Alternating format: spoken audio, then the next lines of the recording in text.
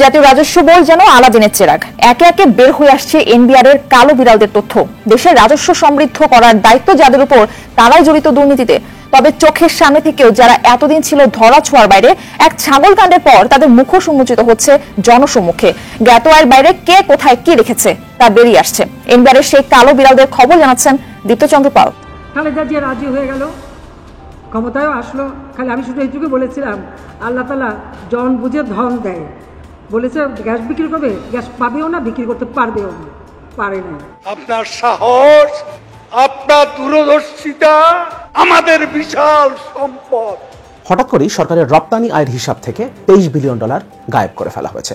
এতদিন ইপিবি, কেন্দ্রীয় ব্যাংক এবং রাজস্ব বোর্ড যে হিসাব দিত রপ্তানি আয়ের, সেখানে $23 বিলিয়ন একটা তারতম্য ছিল। এখন ইপিবির হিসাব থেকে $23 বিলিয়ন গায়েব করে ফেলার মধ্য দিয়ে এই তারতম্যটার একটা ব্যালেন্স করা হয়েছে। আসসালামু আলাইকুম দর্শক, গুরুত্বপূর্ণ একটি নিউজে আপনাদের সকলকে স্বাগতম। দর্শক, আমি আশা করছি আপনারা ভিডিও শুরুটা দেখেই বুঝতে পেরেছেন আজকের নিউজটা আপনাদের জন্য ঠিক কতটা গুরুত্বপূর্ণ হতে চলেছে বা কোন দিকটাকে ইঙ্গিত করছে। তো দর্শক, আমি আর বেশি কথা বাড়াবো না। আমি ভিডিও শুরুতেই আপনাদের যে ভিডিওগুলোর অংশবিশেষ দেখিয়ে শুরু করেছিলাম, সেই ভিডিওগুলোর বিস্তারিত আলোচনা দেখাবো। তবে ভিডিওগুলো দেখানোর আগে বলি, যারা এখনো চ্যানেলটি সাবস্ক্রাইব করেননি, সকলে চ্যানেলটি সাবস্ক্রাইব করে পাশে থাকা বেল আইকনটি বাজিয়ে দিবেন। আর যারা ইতিমধ্যেই সাবস্ক্রাইব করে রেখেছেন তাদের সকলকে অসংখ্য ধন্যবাদ। তো চলুন একটি লাইক দিয়ে আমরা ধারাবাহিকভাবে সবগুলো ভিডিও দেখে আসি। জাতীয় রাজস্ব বোর্ড যেন আলাদিনের চেরাগ। একে একে বের হয়ে আসছে এনবিআর এর কালো বিড়ালদের তথ্য। দেশের রাজস্ব সমৃদ্ধ করার দায়িত্ব যাদের উপর, তারাই জড়িত দুর্নীতিতে। তবে চোখের সামনে থেকেও যারা এতদিন ছিল ধরা ছোঁয়ার বাইরে, এক ছাগল কাণ্ডের পর তাদের মুখোশ উন্মোচিত হচ্ছে জনসম্মুখে। জ্ঞাত আয়ের বাইরে কে কোথায় কি রেখেছে তা বেরিয়ে আসছে। এনবিআর এর সেই কালো বিড়ালদের খবর জানাচ্ছেন দীপ্তচন্দ্র পাল। সূত্রপাত কোরবানি ঈদের কয়েকদিন আগে সোশ্যাল মিডিয়ায় ভাইরাল হয় 15 লাখ টাকার ছাগল। এরই সূত্র ধরে প্রকাশ পায় এনবিআর সদস্য মতিউর রহমানের অবৈধ সম্পদের তথ্য। দেশ জুড়ে শুরু হয় তাকে নিয়ে আলোচনা সমালোচনা। সরকারি চাকরি করে মতিউর রহমান 2 স্ত্রী, 5 সন্তান ও আত্মীয় স্বজনের নামে বাগিয়ে নিয়েছেন কয়েক হাজার কোটি টাকার স্থাবর অস্থাবর সম্পদ। কেবল দেশেই প্রায় 500 কোটি টাকার স্থাবর সম্পদের হদিস মিলেছে। ঢাকা, গাজীপুর, সাভার, নরসিংদী ও বরিশাল সহ দেশের বিভিন্ন জায়গায় বাড়ি, জমি, প্লটের সন্ধান পাওয়া গেছে। শুধু তাই নয়, মতিউরের সান্নিধ্য পাওয়া প্রায় প্রত্যেকেই বনে যায় টাকার কুমির। এই যেমন মতিউরের অধীনস্থ নারী কর্মকর্তা আরজিনা খাতুন। এনবিআর কর্মকর্তা কর্মচারীদের অভিযোগ, শুধু মতিউরের বান্ধবী হিসেবেই বহু অর্থনৈতিক সুবিধা হাসিল করে আরজিনা। রাজধানীতে বিলাসবহুল ইন্টেরিয়রে মোড়ানো ফ্ল্যাট, গ্রামে আলিশান বাড়ি, পরিবারের সদস্যদের নামে বেনামে জমি সহ বিপুল সম্পদের মালিক বনেছে এনবিআর এ কর্মরত আরজিনা খাতুন। মাত্র 3 বছরে কিনেছে অন্তত 500 ভরি স্বর্ণালংকার। কালকে যাই, কি বলে বের হবো কোনো ইয়া পাচ্ছি না। বাসায় আছে তো 4 তারিখ, মন খারাপ হলো না একটু, মানে শুক্রবার তো কি, মানে কোনো ইয়া খুঁজে পাচ্ছি না, কি বলবো। বাইরে যে যাবো, আবার মাইন্ড মানে যদি কোনো সন্দেহ তৈরি হয়। এরই মধ্যে দুর্নীতি দমন কমিশনের জালে ধরা পড়েছে কাস্টমস, এক্সাইজ ও ভ্যাট কমিশনার মোহাম্মদ এনামুল হক। তার জ্ঞাত আয় বহির্ভূত সম্পদ অর্জনের মামলায় 8,95,44,500 টাকার জমি ও ফ্ল্যাট ক্রোকের নির্দেশ দিয়েছে ঢাকা মহানগর সিনিয়র স্পেশাল জজ আদালত। দুদকের উপপরিচালক ও মামলার তদন্ত কর্মকর্তা ফারজানা ইয়াসমিনের আবেদনের পর আদালত এই আদেশ দেন। গুলশান, কাকরাইল, মোহাম্মদপুর সহ বিভিন্ন জায়গায় সম্পদ রয়েছে এনামুলের। এনবিআর এর আরেক টাকার কুমির যুগ্ম কর কমিশনার কাজী আবু মাহমুদ ফয়সাল। তার বিরুদ্ধে নানা অনিয়ম ও দুর্নীতির মাধ্যমে 1,000 কোটি টাকা আত্মসাৎ সহ অবৈধ সম্পদ অর্জনের অভিযোগ পায় দুদক। তবে অনুসন্ধানে এ পর্যন্ত তার নামে বেনামে 16,41,25,908 টাকার স্থাবর ও অস্থাবর সম্পদের তথ্য পেয়েছে দুদক। নিজের ও স্ত্রীর পাশাপাশি আরো অন্তত 1 ডজন ব্যক্তির নামে অবৈধ সম্পদ থাকার অভিযোগ উঠেছে তার বিরুদ্ধে। টিআইবি নির্বাহী পরিচালক জানান, এমন দুর্নীতিতে দেশের রাজস্ব খাতে ব্যাপক নেতিবাচক প্রভাব পড়ছে। তবে দুর্নীতি দমনে সবকিছুর আগে রাজনৈতিক সদিচ্ছার প্রয়োজন বলে মত দেন তিনি। সার্বিকভাবে অবশ্যই জাতীয় রাজস্ব বোর্ডের ব্যবস্থাপনা প্রক্রিয়া এবং সেখানে অভ্যন্তরীণ নিয়ন্ত্রণ ব্যবস্থা, পরিবীক্ষণ ব্যবস্থার ঘাটতি এবং জবাবদিহিনতা এবং সার্বিকভাবে যাদের বিরুদ্ধে ইতিমধ্যেই বিভিন্ন সময়ে বর্তমান সময়ে যে আলোচিত ব্যাপারগুলো, এর আগেও অনেকের বিরুদ্ধেই কিন্তু বিভিন্ন ধরনের সুনির্দিষ্ট অভিযোগ থাকা সত্ত্বেও যেহেতু কোনো কার্যকর পদক্ষেপ গৃহীত হয়নি, কিছু বিভাগীয় পদক্ষেপ ছাড়া এর বাইরে প্রতিষ্ঠানমূলকভাবে কোনো পদক্ষেপ গৃহীত হয়নি, সেই কারণে কিন্তু এই বিষয়গুলোকে জিয়ে রাখা হয়েছে। এবং তার ফলেই যে এখন যদিও ছাগল কাণ্ডের মাধ্যমে একটা বিভৎস চিত্র ফুটে উঠেছে, এবং তারপরেই কিন্তু সবাই জানে, আমরা বলেছি, গণমাধ্যমে জানে, বলেছে যে এটা আসলে একটা দুইটা কোনো বিচ্ছিন্ন ঘটনা নয়, এটা পুরো প্রতিষ্ঠানের মধ্যে এক ধরনের এই যে তাদের অর্পিত ক্ষমতা সেটা অপব্যবহারের মাধ্যমে এক ধরনের কি বলে যে যারা কর ফাঁকি দিতে চায় তাদের সাথে যোগ সাজসের মাধ্যমে তারা এই ধরনের অবৈধ প্রক্রিয়ায় সম্পদের বৈধের সাথে অসামঞ্জস্যপূর্ণ সম্পদ অর্থের মালিকানা অর্জন করেছেন। এর মধ্যে জাতীয় রাজস্ব বোর্ডের দুর্নীতি অন্য যে কোনো সংস্থার দুর্নীতির তুলনায় কিন্তু ভিন্ন, এবং সেখানে ভিন্ন একটা মাত্রা আছে, সেটা হচ্ছে যে এই যে অবৈধ লেনদেনটা হয় তার বিনিময়ে কিন্তু রাষ্ট্র বিশাল ধরনের রাজস্ব থেকে বঞ্চিত হয়। এই বাংলাদেশের সম্পদ বেচে ক্ষমতায় আসতে হবে, শেখ মুজিবের মেয়ে কখনো সেটা চায় না। আমার বাবা কারো কাছে মাথা নত করেনি, আমিও করি না। পদ্মা বিশ্বের সব থেকে খরস্রোতা একটা নদী, যে নদী প্রতি বছর সময়ই এটা পরিবর্তন ঘটে, সেদিকে লক্ষ্য রেখেই আমি বললাম যে এটা তো ফিজিবিলিটি স্টাডি করতে সময় লাগবে, তারপর ওটা আগে করে দেন আর এটা ফিজিবিলিটি স্টাডি করেন। তারা ফিজিবিলিটি স্টাডি করলো, করবার পর আমরা কিন্তু এখানে ভিত্তিপ্রস্তর স্থাপন করলাম, সেটাও 2001 সালের জুলাই মাসে আমরা এখানে ভিত্তিপ্রস্তর স্থাপন করলাম, এবং এটা ডিজাইন করা প্রায় আমরা শুরু করলাম। দুর্ভাগ্যের বিষয় 2001-এ আওয়ামী লীগ ক্ষমতা আসতে পারলো না, কারণ সেটাও আমার একটা দোষ যে আমি আমাদের গ্যাস বিক্রি করবার মুচলেখা দেইনি, কারণ আমার সময় আন্তর্জাতিক টেন্ডার দিয়ে গ্যাস ব্লক বিভিন্ন আমেরিকান কোম্পানিকে দেওয়া হয়েছিল এবং গ্যাস তারা উত্তোলন করছিল। তো সেই গ্যাস উত্তোলন করে তারা বিক্রি করবে ভারতের কাছে। আমি সেখানে বাদ সাধলাম যে এই গ্যাস আমার দেশের মানুষের চাহিদা পূরণ করবে, আমার 50 বছরের উদ্বৃত্ত থাকবে, রিজার্ভ থাকবে, তারপর আমি গ্যাস বিক্রি করব। স্বাভাবিক, বড় বড় দেশের এই ধরনের দাবি না মানলে যেটা হয়, আমার ভাগ্যও তাই হলো। আমি 2001-এ সরকার গঠন করতে পারলাম না, ভোট আমরা পেয়েছিলাম বেশি, সিট পেলাম না, সরকার গঠন করতে পারলাম না। তাতে আমার কোনো আফসোস ছিল না। কেন আফসোস ছিল না? যে এই বাংলাদেশের সম্পদ বেচে ক্ষমতায় আসতে হবে, শেখ মুজিবের মেয়ে কখনো সেটা চায় না। আমার বাবা কারো কাছে মাথা নত করেনি, আমিও করি না। ক্ষমতা না আসি কি আসে যায়, কিন্তু আমার দেশের সম্পদ বেচে না। খালেদা জিয়া রাজি হয়ে গেল, ক্ষমতায়ও আসলো। খালি আমি শুধু এইটুকু বলেছিলাম, আল্লাহ তাআলা জন বুঝে ধন দেয়। বলেছে গ্যাস বিক্রি করবে, গ্যাস পাবেও না, বিক্রি করতে পারবেও না, পারে নাই। কিছু কিছু মানুষ সাবধান মেশে থাকে, এটাই হচ্ছে সব থেকে দুর্ভাগ্য।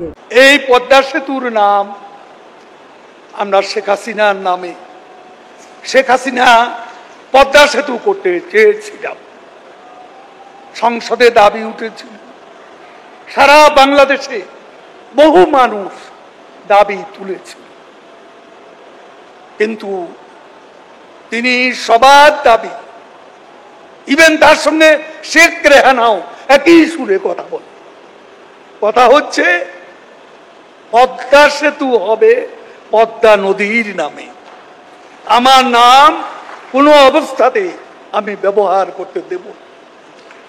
আমি অনেক চেষ্টা করেছি, অনেকে আমাকে অপবাদ দিয়েছে, নেত্রী আপনি না চাইলেও আপনি কোটি মানুষের হৃদয়ে আপনার নাম লিখে ফেলেছেন, পদ্মা সেতুর সঙ্গে আপনার নাম মিশে গেছে। যতদিন এ বাংলায় পদ্মা সেতু থাকবে পদ্মা নদীর উপর, ততদিন শেখ হাসিনার নামও উচ্চারিত হবে সগৌরবে। কাগজের ছবি ছিঁড়ে যাবে, ব্যানারের ছবি মুছে যাবে, পাথরের ছবি হয়ে যাবে, হৃদয়ে লিখো নাম রয়ে যাবে।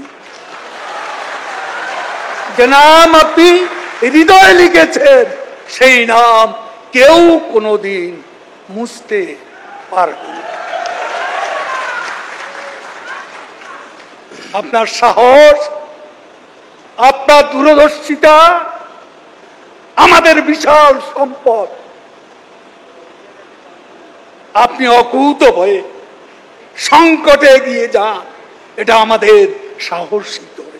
হঠাৎ করেই সরকারের রপ্তানি আয়ের হিসাব থেকে $23 বিলিয়ন গায়েব করে ফেলা হয়েছে। এতদিন ইপিবি, কেন্দ্রীয় ব্যাংক এবং রাজস্ব বোর্ড যে হিসাব দিত রপ্তানি আয়ের, সেখানে $23 বিলিয়ন একটা তারতম্য ছিল। এখন ইপিবির হিসাব থেকে $23 বিলিয়ন গায়েব করে ফেলার মধ্য দিয়ে এই তারতম্যটার একটা ব্যালেন্স করা হয়েছে। কিন্তু অনেক দিন থেকেই আমদানি রপ্তানি ব্যবসার আড়ালে বিদেশে টাকা পাচার হচ্ছে, এই আলোচনাটা আছে। আন্ডার ইনভয়েসিং এবং ওভার ইনভয়েসিং এর মাধ্যমে এটা করা হচ্ছে এবং $23 বিলিয়ন যে তারতম্যটা ছিল সেটা অনেক প্রশ্ন তৈরি করেছিল এবং ব্যবসায়ীদের দিকে এক ধরনের সন্দেহের তীর ছিল যে তারা রপ্তানি করবার পরেও এই টাকাটা দেশে আনেনি, এই টাকাটা বিদেশে পাচার হয়েছে। এখন ইপিবি যখন তাদের হিসাব থেকে $23 বিলিয়ন বাদ দিচ্ছে, তখন ব্যবসায়ীরা আপাতত এই অভিযোগ থেকে পার পেয়ে যাচ্ছেন। কিন্তু $23 বিলিয়ন এতদিন কেন বেশি দেখানো হয়েছে? তাহলে একটা হতে পারে সরকার ইচ্ছাকৃতভাবে রপ্তানি বেশি দেখিয়েছে, ফলে এতদিন আমরা চলতি হিসাবের যে ঘাটতি দেখতাম, বাস্তবিক অর্থে এই ঘাটতিটা আরও অনেক বেশি। আমরা দেখতাম প্রতি মাসে আমাদের প্রায় $1 বিলিয়ন, কোনো মাসে $1.5 বিলিয়ন ঘাটতি হচ্ছে চলতি হিসাবের। তার মানে এতদিন আসলে এই ঘাটতিটা আরও অনেক বেশি ছিল। সরকার ফুলিয়ে ফাঁপিয়ে রপ্তানি দেখানোর চেষ্টা করেছে, অনেক বাড়িয়ে দেখানোর চেষ্টা করেছে। আমাদের প্রধানমন্ত্রী তো প্রায় বলেছেন আমাদের রপ্তানি এত $1 বিলিয়ন ছাড়িয়ে গেছে, এত প্রবৃদ্ধি হয়েছে আমাদের রপ্তানিতে। তার মানে এই সব কিছুই ছিল মিথ্যা কথা, একটা ফুলিয়ে ফাঁপিয়ে দেখানো এক ধরনের বাটপাড়ি, জনগণের সাথে এক ধরনের বাটপাড়ি ছিল এগুলো। এটা একটা হতে পারে। আরেকটা হতে পারে এখন যে গায়েব করে ফেলা হলো ইপিবির হিসাব থেকে, অর্থাৎ কেন্দ্রীয় ব্যাংক তো এটা পায়নি এবং রাজস্ব বোর্ডের হিসাবে ওইটা নাই, কিন্তু ইপিবি এতদিন দেখিয়েছে এটাকে রপ্তানি হিসেবে। তাহলে এটাও হতে পারে রপ্তানি আসলে হয়েছে, কিন্তু এই রপ্তানির টাকাটা দেশে আসেনি। এখন এটাকে ব্যালেন্স করবার জন্য ইপিবি তাদের হিসাব থেকে এটাকে বাদ দিয়ে দিচ্ছে। যে কোনো একটা হতে পারে। আবার দুটোই হতে পারে, সরকারের অলিগার কিছু ব্যবসায়ীকে সেভ করবার জন্য, তাদের পাচারের টাকাকে জায়েজ করবার জন্য এটা করা হয়ে থাকতে পারে, এবং সরকার এতদিন ফুলিয়ে ফাঁপিয়ে যে রপ্তানিটা দেখিয়েছে সেটাকেও অ্যাডজাস্ট করার একটা প্রয়োজন ছিল, সেটাকেও হয়তোবা সরকার এর মধ্য দিয়ে অ্যাডজাস্ট করে ফেললো। প্রথম আলো থেকে একটা রিপোর্ট দেখবো আমরা, তারপর পুরো বিষয়টা আমাদের একটু আলোচনা করা দরকার। কারণ একটা দুটো টাকার ব্যাপার তো না, এখানে $23 বিলিয়ন ব্যাপার। $23 বিলিয়ন কিভাবে হঠাৎ করে রাতারাতি আপনি একটা হিসাব থেকে গায়েব করে দিতে পারেন? এবং সবচেয়ে সন্দেহের বিষয় হচ্ছে এই ব্যাপারে কেউই কথা বলছে না। ইপিবির পক্ষ থেকে কোনো কথা বলা হচ্ছে না, কেন্দ্রীয় ব্যাংক কোনো কথা বলছে না, এনবিআর কোনো কথা বলছে না। এনবিআর এবং কেন্দ্রীয় ব্যাংক যখন কথা বলছে না, তখন স্বাভাবিক তারা বলতে পারে এটা ইপিবির ব্যাপার, তারা তাদের হিসাব থেকে এটাকে গায়েব করে ফেলেছে বা বাদ দিয়েছে, কিন্তু আমাদের হিসাব তো আগের যেটা আমরা দিয়েছি সেটাই আছে। কিন্তু ইপিবির পক্ষ থেকে কেন কথা বলা হচ্ছে না? আমরা যে অনেকদিন থেকে বলে আসছি সরকার যে রিজার্ভের কথা বলছে, তাদের রিজার্ভ মজুদ আছে, এটা তো কাগজে কলমের হিসাব। এবং যে ঘাটতিটা এখন বের হচ্ছে, অর্থাৎ $23 বিলিয়ন রপ্তানি তারা দেখিয়েছে যেটা আসলে রপ্তানি হয়নি, এখন বলছে। এতে ব্যবসায়ীদের উপর থেকে অভিযোগটা চলে যাচ্ছে, কিন্তু সরকার এখন চলতি হিসাবের যে ঘাটতির হিসাব আমাদের সামনে আসবে সেটাকে কিভাবে ম্যানেজ করবে, সেটা আমাদের সামনে কিভাবে প্রেজেন্ট করবে। এবং এখন ইপিবি কিন্তু কোনো কথা বলছে না, ইপিবির চেয়ারম্যানকে পাওয়া যাচ্ছে না, ইপিবির কর্মকর্তারা মুখে কুলু পেটেছেন। আমরা যখন বলেছি দেশের অর্থনীতি, দেশের রপ্তানি একটা সংকটের মধ্যে আছে, তখন তারা আমাদের বিরুদ্ধে অনেক কথাবার্তা বলেছেন, অনেক কথাবার্তা বলেছেন। তারা কাগজ কলমের এই হিসাব দেখিয়েছেন, কত রপ্তানি হয়েছে সেটা তারা দেখিয়েছেন। এমনকি করোনার মহামারীর মধ্যেও কত রপ্তানি হয়েছে, ইউক্রেন রাশিয়া যুদ্ধের মধ্যেও তাদের রপ্তানি প্রবৃদ্ধি হচ্ছে এগুলো দেখেছেন। কিন্তু বাস্তবতা হচ্ছে রপ্তানি তো কমে গেছে, প্রবৃদ্ধি তো অনেক দূরের কথা, রপ্তানি হ্রাস পেয়েছে শতকরা হিসাবে। সারা পৃথিবীতে কি তাই হয়েছে? এখন যদি হিসাব করা যায় তাহলে বাংলাদেশের রপ্তানি পৃথিবীর অন্য যে দেশগুলো রপ্তানি করে, বিশেষ করে তৈরি পোশাক, তাদের চেয়ে অনেক বেশি মাত্রায় কমেছে। এই কারণে ধামাচাপা দেওয়ার চেষ্টা করা হয়েছে সেটাকে, সরকারের সেই ব্যর্থতাকে। এটা হতে পারে। পাশাপাশি আরেকটা হতে পারে যেটা বিদেশে টাকা পাচারকে জায়েজ করার একটা প্রক্রিয়া। যেটাই হোক না কেন সরকার জনগণের কাছ থেকে আড়াল করবার চেষ্টা করছে আসল তথ্য। তাহলে জনগণ আসল তথ্যটা পাবে কোথায়? দেশের অর্থনীতির আসলে কি অবস্থা? আমাদের এই যে প্রতি মাসে আমাদের চলতি হিসাবের যে ঘাটতির আসল পরিমাণ কত, এবং আসল পরিমাণটা যদি বের হয় তাহলে আমাদের রিজার্ভের সঠিক পরিমাণটা কত?